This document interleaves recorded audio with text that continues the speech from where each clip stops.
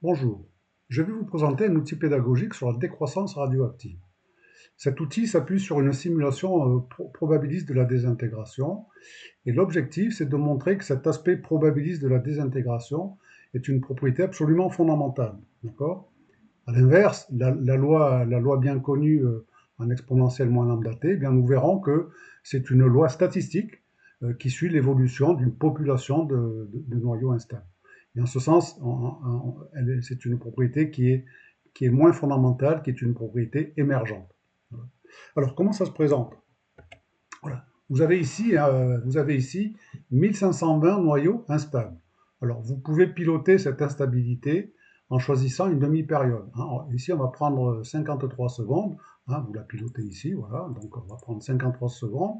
On va comprendre pourquoi. Ensuite, première option qui vous permet de décomposer le mouvement pas à pas, c'est-à-dire en appuyant sur ce bouton actif, on va lancer une seconde de désintégration et on va compter pour cette première seconde le nombre de noyaux qui se sont désintégrés. D'accord. Voilà. Donc on pourra le faire plusieurs fois, une seconde, 2 secondes, etc. L'intérêt c'est de décomposer le mouvement. Ensuite, pour aller jusqu'au bout, alors jusqu'au bout c'est 150 secondes, ici, vous pouvez appuyer sur le bouton décroissance et vous continuerez la décroissance de cette population jusqu'au bout de 150 secondes. Alors, pourquoi avoir choisi 53 secondes? Eh bien, tout simplement, avec ce nombre de noyaux et cette demi-période, eh bien, on peut calculer, et j'y reviendrai, on peut montrer que l'activité moyenne attendue sur la première seconde est de l'ordre de 20 becquerels. D'accord. Alors maintenant, ben, on va voir ce qu'il en est. On va lancer la désintégration pour la première seconde. Voilà. Donc ici, vous avez un compteur. D'accord. Donc, première seconde, 18 noyaux se sont désintégrés. Voilà, ils ont disparu, ils ont changé d'état. Et donc, ça nous fait pour cette première seconde 18 becquerels. D'accord. Alors, pourquoi plus ou moins 45? Ça, c'est la variabilité. Je vais éviter de parler d'incertitude. Voilà, si on devait recommencer, j'ai eu 18 becquerels pour 20 becquerels attendus. Si on recommence, vous allez voir que, euh, eh bien, ah ben voilà, pas de bol, hasard statistique, j'ai la même valeur. On va recommencer, vous allez voir. 3 fois de suite, ça serait le diable. Voilà. J'ai 19 becquerels. Donc, allez, une quatrième fois. Voilà. Ça, c'est le caractère probabiliste. Voilà. Là, j'ai eu 22 becquerels. Donc maintenant, on peut continuer. Deuxième seconde. Donc le compteur continue à tourner. Et la différence, là, nous donne 8 becquerels. Alors effectivement, on pourrait dire que ça décroît. Et puis, je pense, a priori, voilà, c'est remonté, troisième seconde, 16 becquerels, pour 19 attendus toujours. Ici, vous voyez qu'en moyenne, c'est un petit peu baissé. Alors pourquoi? Parce que bien évidemment, et fondamentalement, sur un plan statistique, le nombre de désintégrations est proportionnel au nombre de noyaux présents. J'y reviendrai. Voilà. On va un petit peu continuer. Alors là, vous voyez, vous avez 3 mesures qui sont en augmentation. On est en croissance. Donc parler de décroissance sur un nombre aussi limité de mesures, on est à la 5e seconde, voilà. Alors, on a parlé d'une période de 53 secondes. Voilà. Au bout de une dernière, 7 secondes, vous voyez, on est encore en croissance. Donc parler de décroissance, c'est un petit peu délicat. Et pourtant, on peut afficher la loi de décroissance. Voilà, elle est là, la loi de décroissance. Pour une période de 53 secondes partant de 20 becquerels initiaux, voici la loi de décroissance. Avec la période ici de 53 secondes. Alors, et on se rend compte, alors ça c'est une loi moyenne, d'accord. C'est une loi quasi déterministe, je dirais, de l'évolution de la moyenne en activité. Et ici on a la réalité physique qui, parce qu'étant fondamentalement probabiliste, est totalement fluctuante, d'accord. Alors cette fluctuation, cette variabilité, on est sur un processus poissonien, je ne vais pas y revenir, on peut l'afficher, et voilà, d'accord. Donc c'est une dispersion qui est en racine carrée de l'activité fois le temps. Attention, c'est pas racine carrée de l'activité. L'activité fois dt, c'est un nombre de désintégrations. Ça, c'est une variable poissonienne.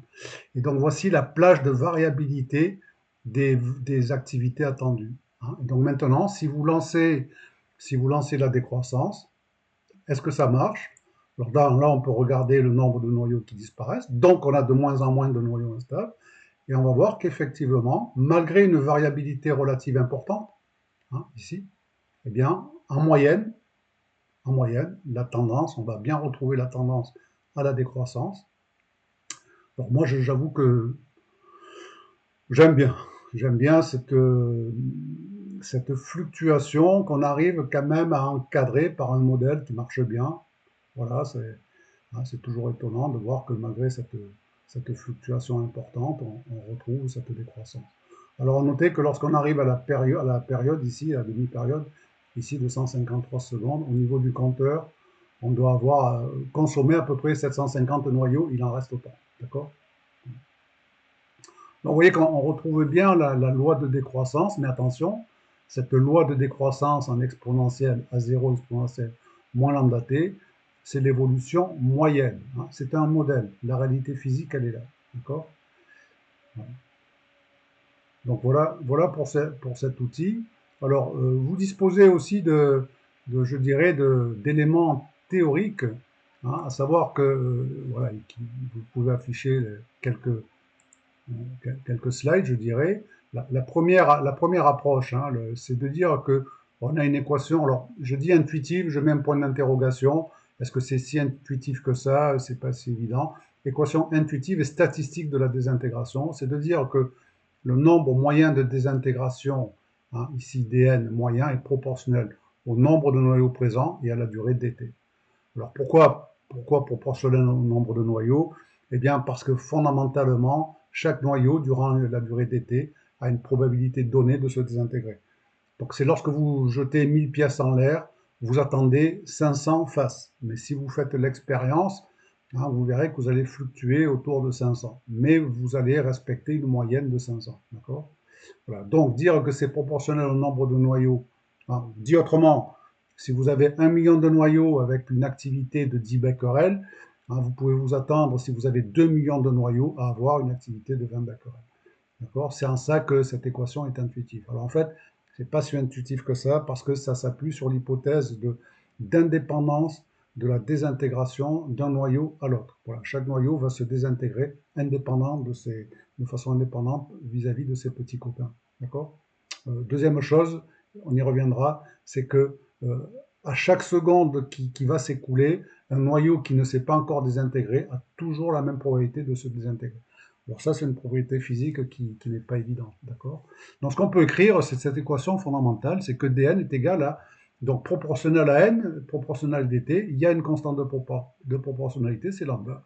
Et cette constante, elle est connue, hein, on l'appelle constante radiologique, d'accord? Alors c'est la constante de proportionnalité.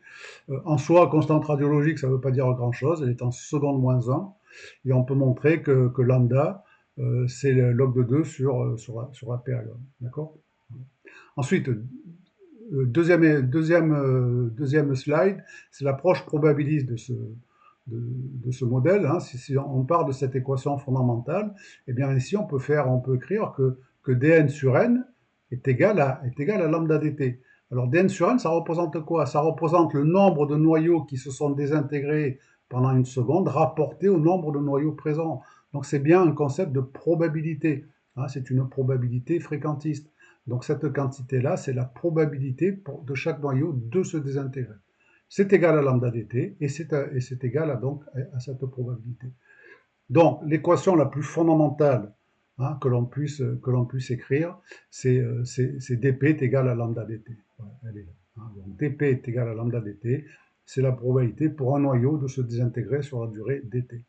Alors cette constante radioactive là, c'est donc dp sur dt, c'est la probabilité de désintégration d'un noyau par unité de temps. D'accord? Voilà. C'est pour dire que parler de constante radioactive, oui, mais ça ne dit rien, hein. Par contre, c'est de façon plus fondamentalement la probabilité de désintégration de chaque noyau par unité de temps.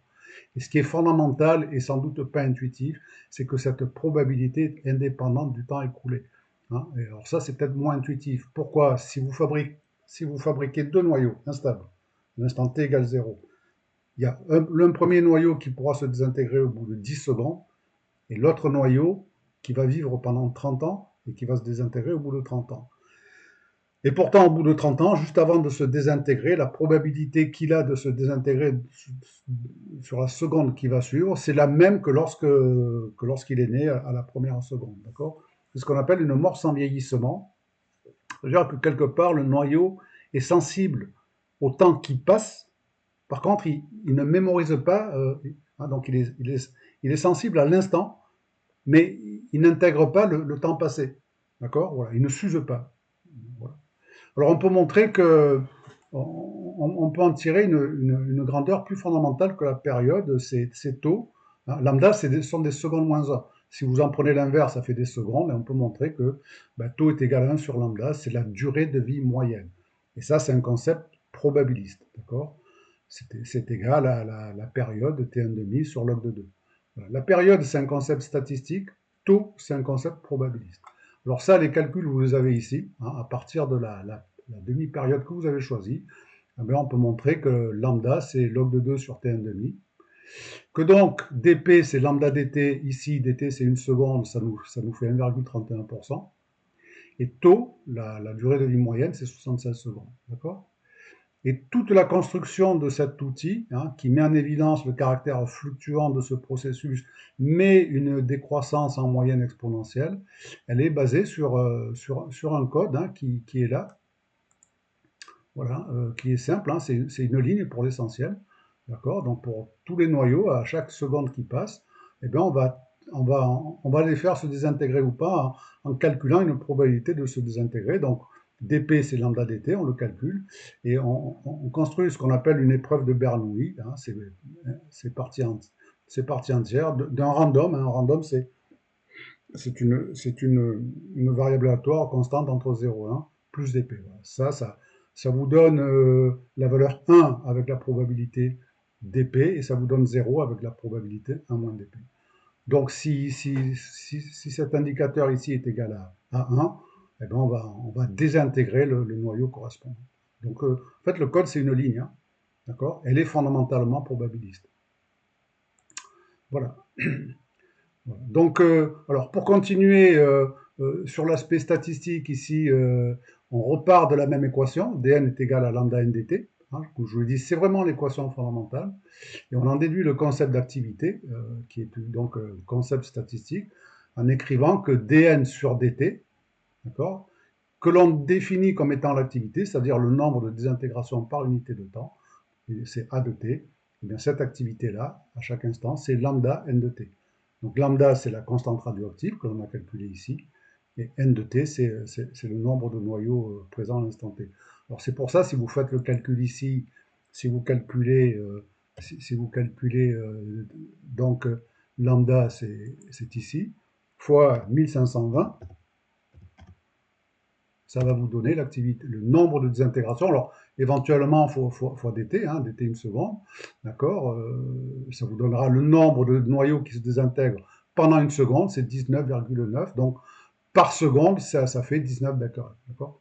Les becquerels, c'est en seconde moins 1. Voilà. Et donc, on retrouvait l'activité initiale que l'on avait. D'accord. Et donc la loi de décroissance, au bout du bout, la loi de décroissance, d'accord, on reprend l'équation fondamentale en disant qu'une désintégration en plus, c'est un noyau instable en moins, donc on reprend l'équation différentielle en rajoutant le signe moins ici, et donc on écrit que l'évolution du nombre de noyaux, l'équation différentielle, c'est dn est égal à moins lambda n dt.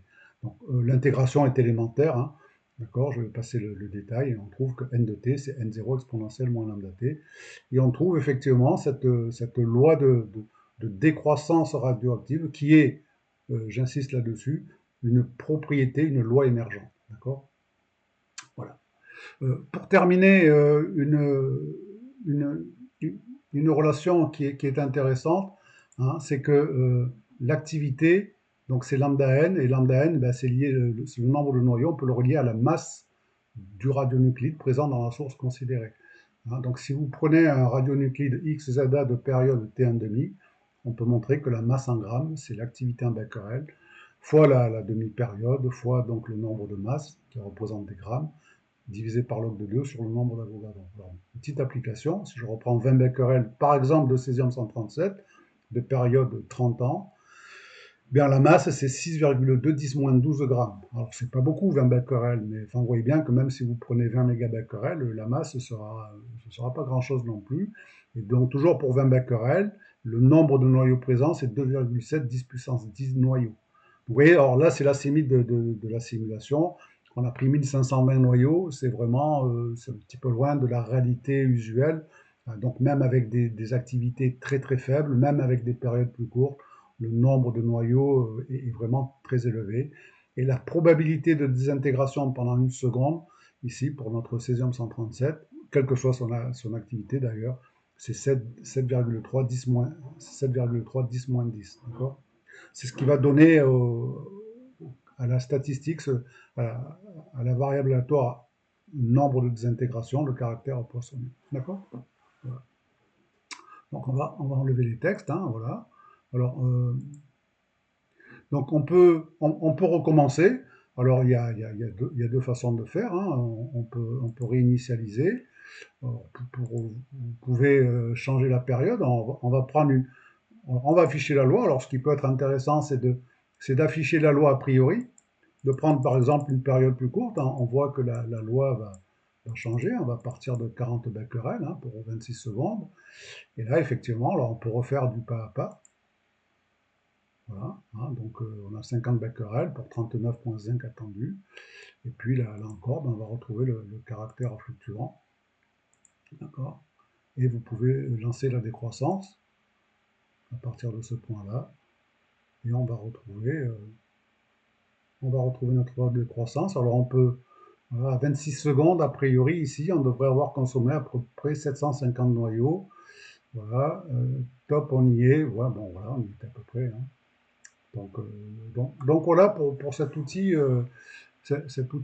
pédagogique. Euh, J'attends de finir la décroissance. Je vous montre un dernier petit outil ici, une petite option. Alors voilà, là il ne reste pas grand-chose, hein, comme un noyau, on le voit ici. D'accord. Et donc là, on va tourner autour de 0 becquerel, 1 becquerel, etc. D'accord. Voilà. Alors on se rend compte qu'il y a des noyaux qui ont survécu, hein, alors que la moitié ont disparu avant 26 secondes. Il y en a qui ont survécu au bout de 150 secondes, ils sont toujours là. Et là, voilà, une dernière petite option. On peut calculer, alors je vais réinitialiser. On peut s'amuser à prendre des paris en disant, ben voilà, quelle est la probabilité de désintégration de ce noyau rouge, hein, que j'ai, celui-ci, il n'a rien de particulier, hein, voilà, j'en ai pris un au hasard, c'est celui-ci. La probabilité de désintégration de ce noyau avant une durée que vous pouvez préciser. Donc, par exemple, ici, on va prendre 10 secondes, hein. Alors, si vous prenez 26 secondes, la probabilité de se désintégrer avant 26 secondes, si les choses sont cohérentes, là, on va trouver 50%. D'accord. On a une chance sur deux de se désintégrer sur la première période et puis autant de chances de se désintégrer après. D'accord. Alors, si vous prenez des temps de plus en plus longs, effectivement, vous allez converger vers 100%. Mais vous n'y arriverez jamais. Voilà. Donc, si on prend ici 10 secondes, par exemple, voilà. Et puis on lance la décroissance et on va voir, donc 2 secondes, est-ce qu'on va gagner, hein, d'accord. On gagne si le noyau rouge se désintègre avant 19, 10, c'est perdu, d'accord. Donc voilà pour cet outil que vous pouvez utiliser de diverses façons, hein. On commence à présenter la théorie. Là, j'ai commencé par une démonstration pratique, et puis vous choisissez la période que vous voulez, et vous regardez un petit peu comment ça se passe. Vous pouvez raconter, pour une même période, deux histoires différentes, hein. Voilà, donc là, vous avez une histoire de la désintégration euh, pour une période donnée, et puis vous relancez, vous aurez une autre histoire probabiliste. D'accord. Voilà. C'est toujours ce côté un peu fascinant de ces processus probabilistes. Voilà, en vous remerciant.